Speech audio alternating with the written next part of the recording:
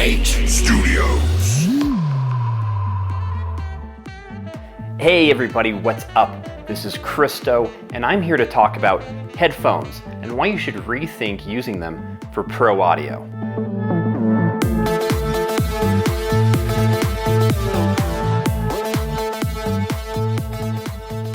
Okay, so who is this video for? It is for the professional mixing and mastering engineers. It's for the producers, the beat makers, whether you're on laptops or in a professional studio. This is for you. This isn't necessarily for the average everyday listener. A couple of these techniques can be used for your average day listening and will actually make your music a bit more enjoyable, I think. But a couple of these techniques, you need a DAW or a digital audio workstation like Logic or Pro Tools, Ableton, something like that to be able to take advantage of all the techniques I'm going to tell you about today.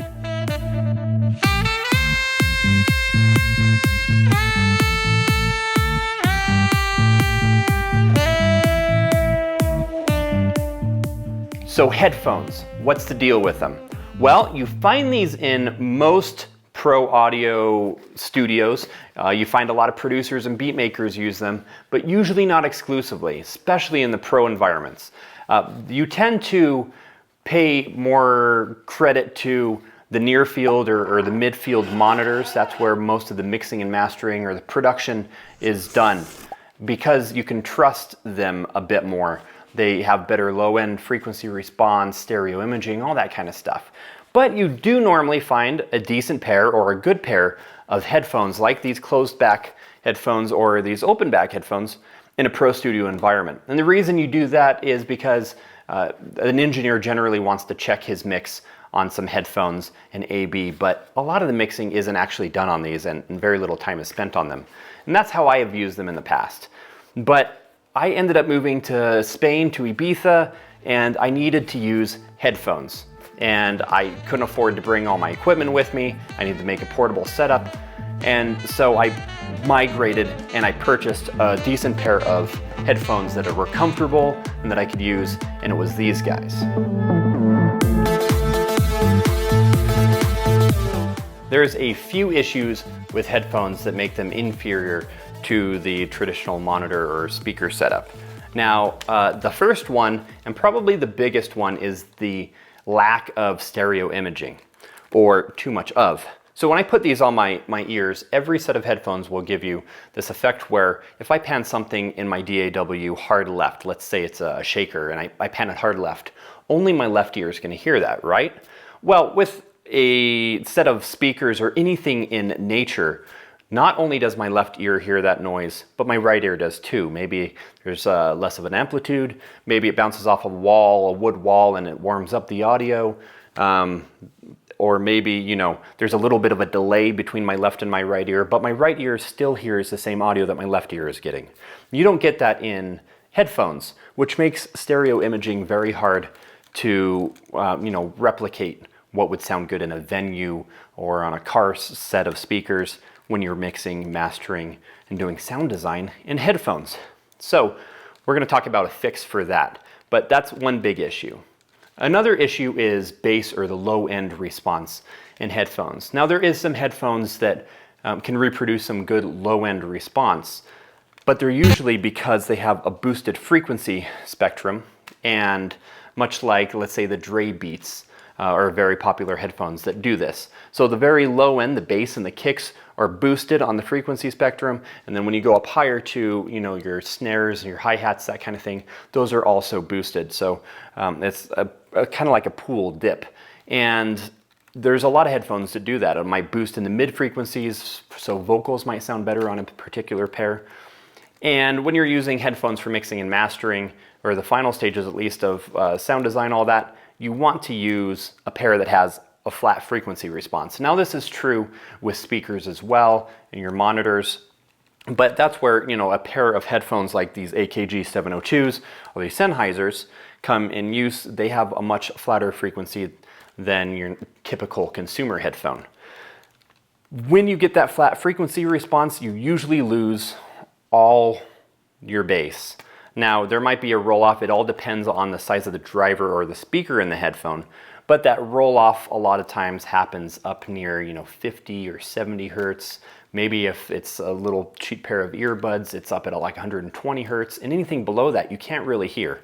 Even if you can hear it, it's faint and it's not equal amplitude of the frequencies up at like 2K or 10K.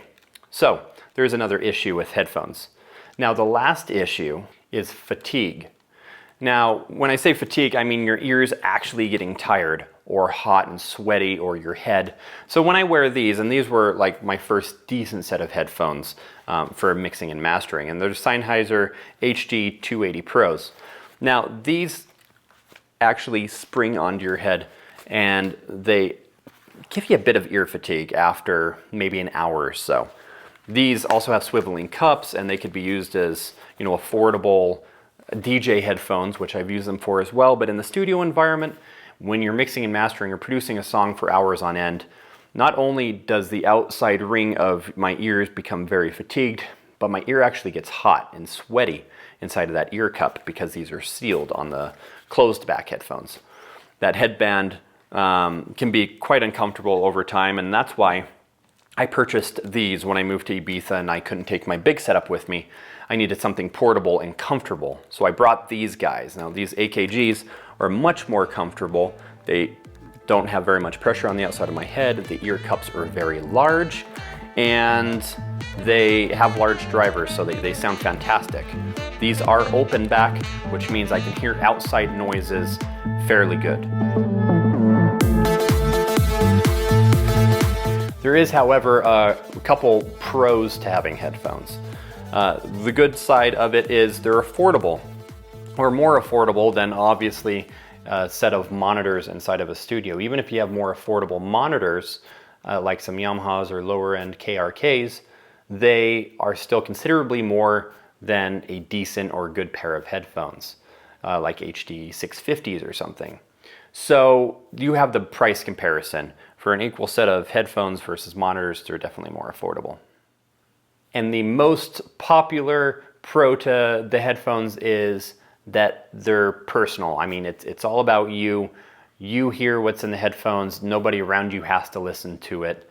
It's really good for earbuds, or the closed back are really good for blocking out noises. So if you're in a public place, then you don't have to worry about hearing people's chatter around you and so on and so forth. So those are definitely pros for the headphone. So how do we take those pros and add to them and make them something that's viable in the studio environment or on the road when you want to finish tracks and you don't have time or the money to book out studios on your travels, or maybe you're working from an apartment? What's really exciting is that you don't have to stop at those benefits. We can add to them. We can take some of the benefits you get from the monitor or speaker configuration and throw them onto the headphones, because technology has advanced a lot recently in the music department, and you can have the next generation, next best thing, if not better than speakers, right here on your head.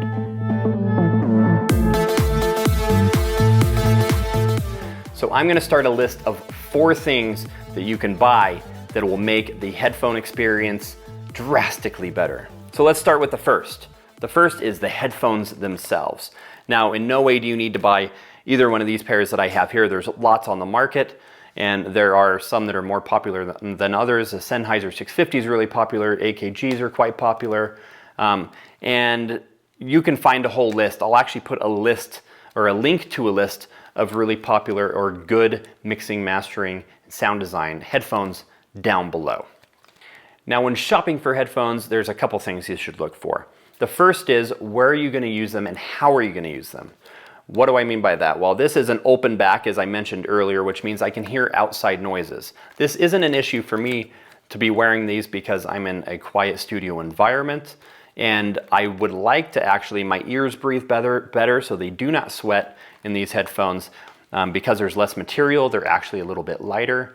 And a big benefit to them is if my phone rings or someone's at the door and knocks, I can hear them with these on and I can address that. They have big drivers in them, so they have a pretty good response the whole way through the frequency spectrum. They go above 20K, which is about the human listening limit, and they're just fantastic. So these are the K702s by AKG. It's just one example of open back headphones.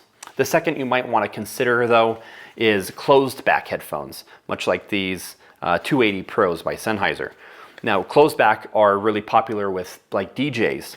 The reason being is because they have great noise canceling effect. It's not actually noise canceling, that's an active feature, it's just noise isolation. Now, what that means is if you're in an airport, you're in a busy apartment complex, wherever that might be noisy and you want to block that out so you can concentrate on the song or the task at hand, closed back are a fantastic option. I use them pretty frequently still, and there's a good list of those also included below for you to check out. Final note on headphones, like I said, not all headphones are created equal. There's consumer and then there's pro quality headphones. You're gonna wanna look for one with as flat of a frequency response as possible. Bass. Next thing you wanna consider is the sub pack or a similar brand. Essentially, this is a bass augmentation backpack. That's what it's called. Yeah. Anyway, fantastic. I love Sub Pack. This is the brand I prefer. They're the most popular, definitely. They have a few different models. This is the M1, so this is mobile. So I can use this DJing if I like, but it's great for the studio. I strap this on my back or even strap it on the chair and I lean against it. Now what this essentially does is it has a transducer inside of it, and that's much like your speaker. This is shakes and oscillates with the bass frequencies. So it rolls off at around 150 hertz and goes down from there down to about 20 hertz, which is our hearing limit. What this means is this is picking up where the headphones leave off. So as the headphones lower end and bass response kind of lacks, and that's why we look for big speakers to reproduce those, especially making things like dance music and hip hop, this guy picks up. Not only does it pick up that difference, it's amazing. I use this even when I'm using the big speakers, and I have a 10-inch sub down below. I still use this guy along with it. So if you've ever been to a concert or a club and you've stood in front of the big sub cabinets and you feel your chest just rocking and you can feel the bass tones, that's essentially what this guy does. It rocks, and I definitely recommend something like it. Okay, that's all the hardware I have for you guys today. Now let's go onto the computer, check out a couple plugins that will change headphones forever. All right, awesome. So here I am at the computer. I've got my trusty headphones. I'm on the laptop, and let's take a look at these couple plugins. So the first one here is called SonarWorks Reference 3. Now, this is awesome. You essentially have two plugins that we're going to look at, and you want them both to be on your master bus, and they have to be the last two things inserted on this bus. So the SonarWorks is going to go first out of the two, and essentially what this does is the company SonarWorks has taken a bunch of different headphones, including the K702s here, and they've used a series of microphones and calibration tools to look at the frequency spectrum, what these reproduce. So they put pink noise and all that kind of stuff through it.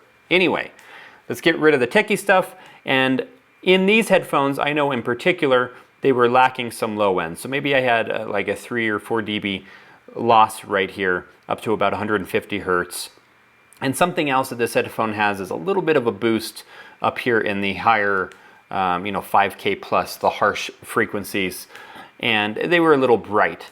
So what they've done is, since this was a little bright, they've actually, the internal EQ on this program is actually taking away an equal amount. So if I had plus 5 dB in the high K, it'll reduce those same frequencies by negative 5 dB to essentially give me a 0 flat frequency range.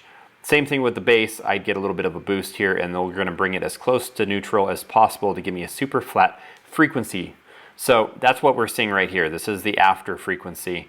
And let's listen to a little piece of audio as anyone else would be listening, or as I would normally be listening to, a mix on my headphones here. So I'm going to push play, let you guys check this out.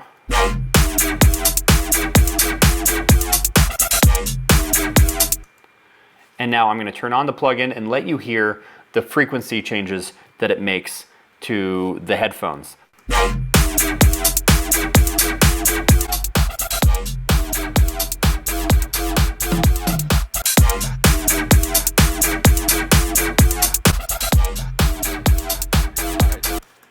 Now, something you should have heard there is it sounds more boring. And essentially, flat speakers sound boring. They're not hyped.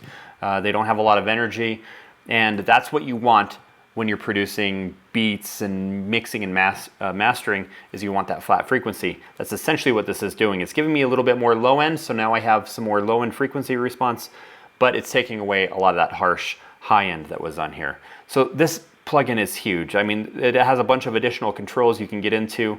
You can even adjust the dry and wet here, or have a specific pair of your own cans calibrated that might not be already in their list. But super cool tool. Props up to SonarWorks. This is a big difference and will give your headphones the sound of much more expensive headphones or speakers out there that, you know, have come closer to that zero flat frequency response. Now the second tool here is called NX, and it's by Waves Audio. They rock. They have so many plugins that are super handy out there. Now this guy essentially is going to track my head. So I'm going to turn this on and watch the little head here will start moving. So I'm going to calibrate my sweet spot. This is where I'd be mixing. I'm going to push sweet spot. It's going to recalibrate. And this way, now I can look up, and this looks up. I look down. You can see the head looks down, left, right. So I have a full, you know, I can move my head in all those directions. The thing that you don't get with the camera function here, and I'll show you that really fast. Here's the camera. It's going to launch. You see it's actually made a box, a polygram around my head. As I move it around, it actually is tracking that, and you can see the pitch and all that. X, Y, and all of these will be tracked with the Bluetooth tracker, which you have to mount on your headband ear. It has a little bit of a hard time fitting on this headband. It works really well on the other headphones, but it does work on this. I just wanted to show you the camera because this is what you get when you just purchase the app alone. And you have a low light mode. It helps, definitely, but once you get into low light, you'll want to look into something like the tracker. And we'll talk about that in just a second here. So let's go back to the application. You see it's tracking my head. Now, you can change a few things around here. You can change your speaker position. You see if I bring this down to 0, it's like listening to a single speaker or mono. And we start getting a stereo image. I can bring these out really wide, 90 degrees on either side of my head, so a full 180 from one another. And for my particular studio, I have my speakers at about this, 75 degrees from my head. So I'm going to leave it at that. I want this to be as true of an interpretation of what I hear in my own studio as possible, so when I go to headphones, it doesn't feel, you know, like a totally different setup. Next thing is your room ambience. And you can change that from 0%, which is, you know, how you would normally expect to hear your headphones had you not this plugin, but this is one of the big perks. As you go up, this is bringing up like the reverb, the room tone essentially that you get in a mixing facility. And they actually have this tuned to sound like some of the most popular world-renowned mixing facilities. So we'll take a listen to that in just a second. Then you'll want to go over here to head modeling to make this as true as possible to yourself. So this is so cool that they added this. So I put mine in inches because I'm here in the US, and I have a circumference. The distance around my cranium is 22.4 inches. And this distance is essentially from your ear canal to your other ear canal. You can read more about how to get those measurements by hitting the question mark here, but this is my head measurements.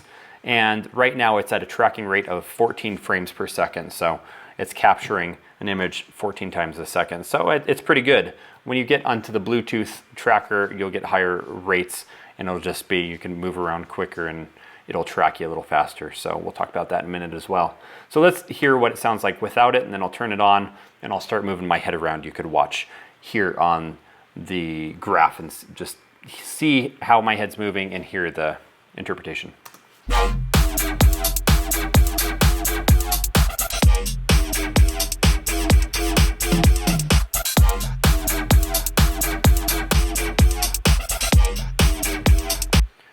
So as you might be able to see, even without moving my head around, you can hear the bleed from the right speaker bleeding into the left ear, the left speaker bleeds into the right ear. That is a game changer all alone. Even if I couldn't move my head around and stuff like this, that alone would change the game. But they get deeper than that. So let's go ahead and add in a little bit of ambiance.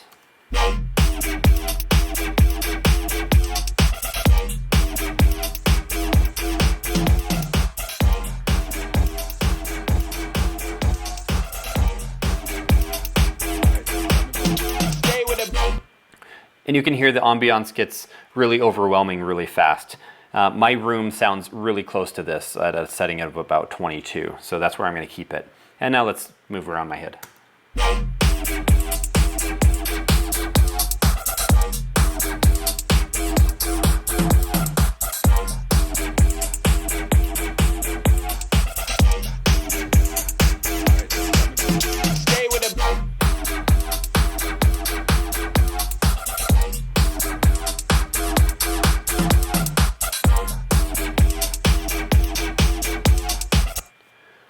So there you have it. So amazing, so very cool. I love this plugin. Waves killed it. Now to make it even better, you can grab the Bluetooth dongle, the head tracker, and bring this to the next level. So another great alternative to the camera, a better alternative actually, is this guy. It's called the head tracker. It's $80 at Wave's website. I believe right now, the end of 2016, they have a sale going on. If you combine this with the software, it's $100 for this and the software together, so you're saving a bit of money. Anyway, fantastic. This is a Bluetooth device. It's Bluetooth 4.0, so make sure that your computer is Bluetooth 4.0 or you buy a little USB dongle that has 4.0 capability, because that's what this guy runs on. And essentially all you do is you strap it to the top of your headphones like so. There's a left side and a right side, just like on your headphones where it says left and right. And you just strap this guy around, make sure it's centered on there. You throw it on your head like so, and you're ready to rock. You go on your computer, all you have to do is set it up in there, and this will take over for the camera or in addition to the camera. And what's really fantastic about it is it gives you a higher frame rate essentially, or it's refreshed more often, and gives you a little bit more fluid motion in the computer to your head movements. You can actually do 360 and move the entire way around, and it will recognize that, so you can hear the stereo image rotate a full 360. When you're in the camera, you don't get that option. Once it loses your face tracking in your head, then it drops off, the camera drops off and gets stuck in the last position. So you can probably go about 45 degrees or so from the camera. And one final great thing about this guy is it works in low light.